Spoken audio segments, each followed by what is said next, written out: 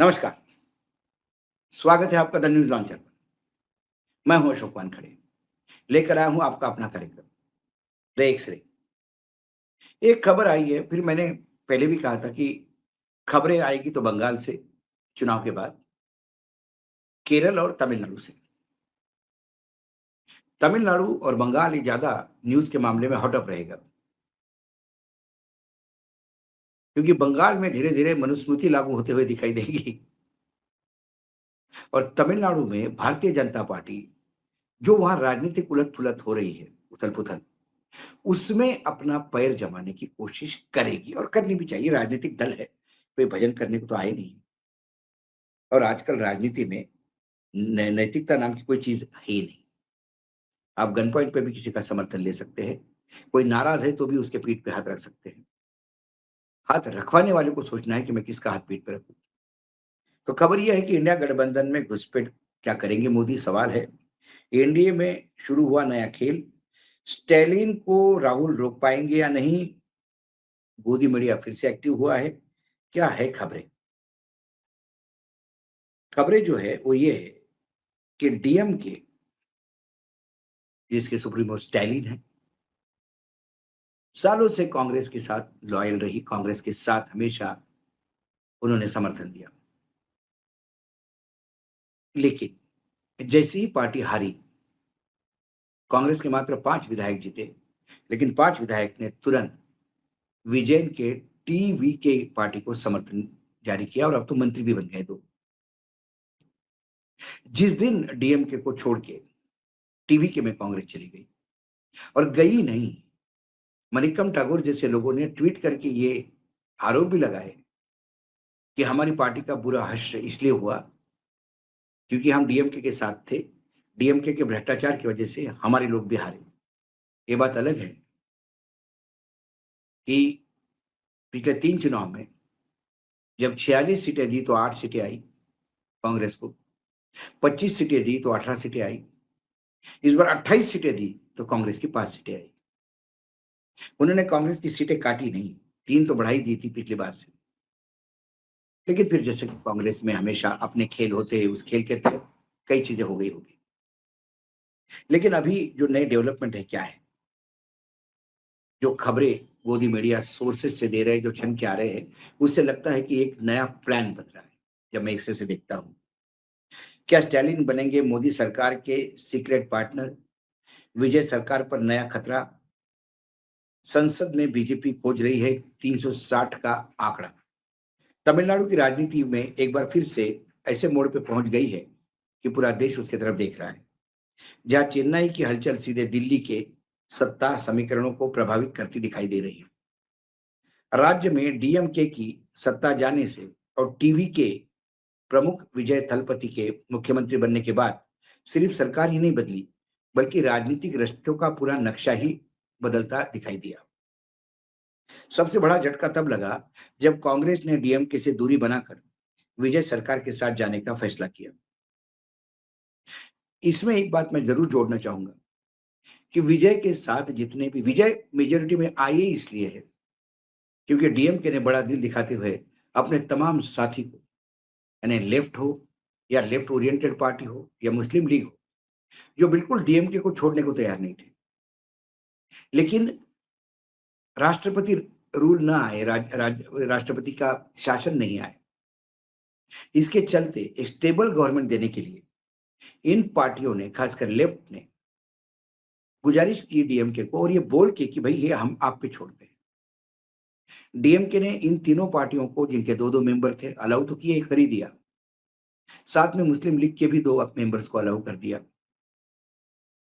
कांग्रेस यदि डीएमके को पूछ के जाती तो हो सकता है डीएमके से रिश्ते भी बने रहते और विजयन के साथ भी रहते। लेकिन कांग्रेस ने तुरंत विजयन को बिना डीएमके को कॉन्फिडेंस में लिए समर्थन दे दिया और हार का ठिकरा भी डीएमके के सर फोड़ा। ये जो स्लीपर सेल होते हैं बीजेपी के, जो ऐसे ट्वीट करके संबंध बिगाड़ते हैं, उनका गेम सफल होता, मणिकर्ण टैगोर का गेम सफल होता होता दिखाई दे रहा है। इस कदम से डीएमके प्रमुख, यानी कांग्रेस के जाने के कदम से डीएमके प्रमुख एम के स्टैलिन को राजनीतिक तौर पर अलग थलग कर दिया। अब चर्चा इस बात की है कि क्या बीजेपी इस मौके का फायदा उठाकर डीएमके को राष्ट्रीय जनतांत्रिक गठबंधन यानी एनडीए के करीब लाने की तैयारी कर रही है, और अगर ऐसा हुआ तो विजय की सरकार की स्थिरता पर असर पड़ेगा। तमिलनाडु की राजनीति लंबे समय से डीएमके और एआईएडीएमके के इर्द गिर्द घूम रही है, लेकिन इस बार समीकरण पूरी तरह से बदल गए।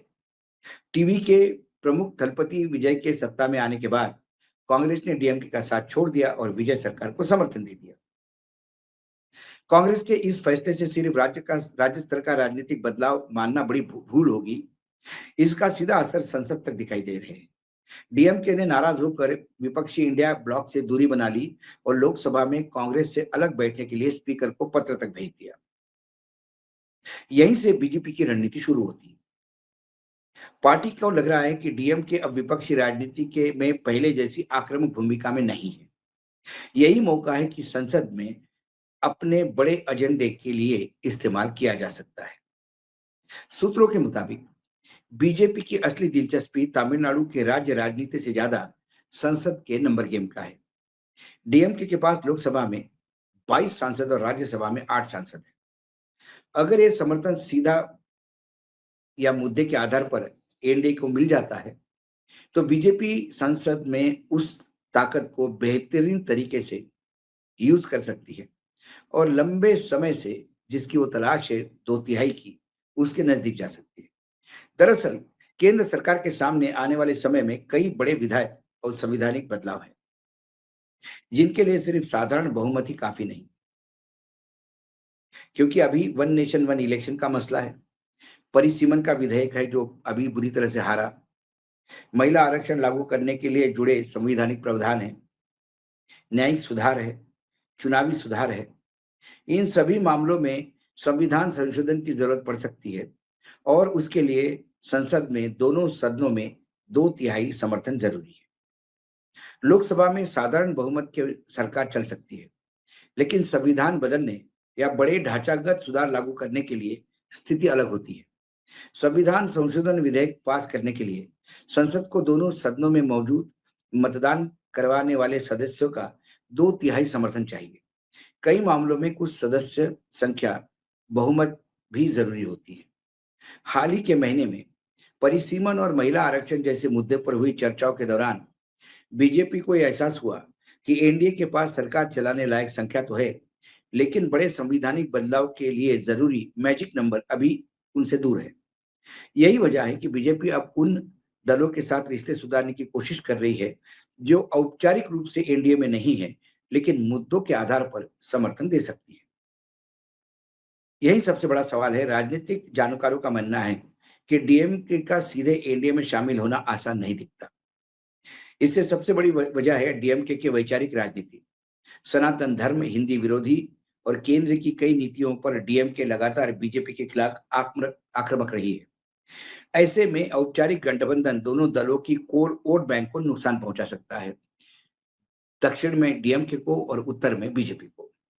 लेकिन राजनीति में स्थायी दुश्मन जैसी कोई चीज नहीं होती। अटल बिहारी वाजपेयी के दौरान डीएमके एनडीए का हिस्सा रह चुकी है, इसलिए पूरी संभावना से इनकार भी नहीं किया जा सकता। फिलहाल जो संकेत मिल रहे हैं उनमें बीजेपी सीधे गठबंधन से ज्यादा इशू बेस्ड सपोर्ट के मॉडल पर काम करती दिखाई दे रही है। यानी डीएमके बाहर से कुछ अहम विरोध विधायकों पर सरकार का समर्थन कर सकती है। फिलहाल तमिलनाडु में विजय सरकार को तत्काल गिराने का खतरा नजर नहीं आता। कांग्रेस का समर्थन उसके साथ है और जनता में भी सत्ता परिवर्तन के शुरुआती उत्साह बना हुआ है। लेकिन असली चुनौती राजनीतिक स्थिरता से ज्यादा नैरेटिव है। अगर डीएमके और बीजेपी के बीच किसी तरह से नजदीकी बढ़ती है तो विजय सरकार पर दबाव बढ़ सकता है। कारण साफ है, विजय की राजनीति खुद को पुराने द्रविडियन बनाम नई राजनीति के विकल्प के तौर पर पेश करती रही है। अब डीएमके केंद्र की बीजेपी सरकार के करीब आ जाती है तो तमिलनाडु की राजनीति से हुए नए ध्रुवीकरण की शुरुआत हो सकती है। ऐसी स्थिति में कांग्रेस भी लंबे समय तक विजय के साथ कितने मजबूती से खड़े रहेगी, ये देखने वाली बात है। बीजेपी लंबे समय तक दक्षिण भारत में मजबूत पकड़ बनाने की कोशिश कर रही है। कर्नाटक और तेलंगाना में पार्टी ने अपनी मजबूती बढ़ाई है, मौजूदगी, लेकिन तमिलनाडु अभी भी सबसे मुश्किल राजनीति की जमीन माना जा रहा है। ऐसे में अगर बीजेपी डीएमके जैसे बड़े द्रविड़ दल से किसी तरह का सहयोग हासिल कर लेती है, तो यह सिर्फ संसद की संख्या खेल नहीं होगा, बल्कि दक्षिण भारत में राजनीति में बड़ा मनोवैज्ञानिक बदलाव भी माना जाएगा। यही वजह है कि दिल्ली से लेकर चेन्नई तक हर राजनीतिक हलचल पर नजर रखी जा रही है। आने वाले महीने में यह साफ होगा कि यह सिर्फ रणनीतिक बातचीत है या भारतीय राजनीति में किसी बड़े पुनर्गठन की तरफ हम देख रहे हैं। हमने इसके पहले भी देखा है, खासकर जब बीजेपी इसके पहले 2 राजनीतिक दल थे, जिनका सीधा एनडीए में एंट्री नहीं थी, बीजेडी। लेकिन समय-समय पर बीजेडी ने, जो ओडिशा का बीजू जनता दल है, समय-समय पर इश्यू बेस्ड बीजेडी ने हमेशा बीजेपी को बेल आउट किया, राज्यसभा और लोकसभा दोनों जगह। लेकिन इस बार ओडिशा में वही बीजेडी रास्ते पे आ चुकी है, क्योंकि पूर्ण रूप से बीजेपी ने उसे सत्ता से बेदखल कर दिया दोनों जगह, लोकसभा में और विधानसभा में। कुछ राज्यसभा की पुरानी सीटें हैं, वो भी शहने-शहने खत्म हो जाएगी। दूसरी तरफ आंध्र प्रदेश में जो जगन रेड्डी थे, वाईएसआर कांग्रेस, वो भी एनडीए का हिस्सा कभी नहीं रही, लेकिन हमेशा इश्यू बेस्ड सपोर्ट देती रही और बाहर से समर्थन देकर हमेशा बीजेपी को बेल आउट किया।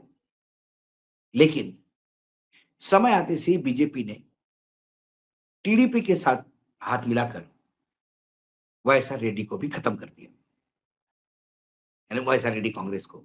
जगन भी हाशिए पे है। क्या इन दोनों से सबक सीख के डीएमके दूरी बनाए रखेगा, या डीएमके कांग्रेस को नीचे दिखाने के लिए बीजेपी के साथ बैठेगा?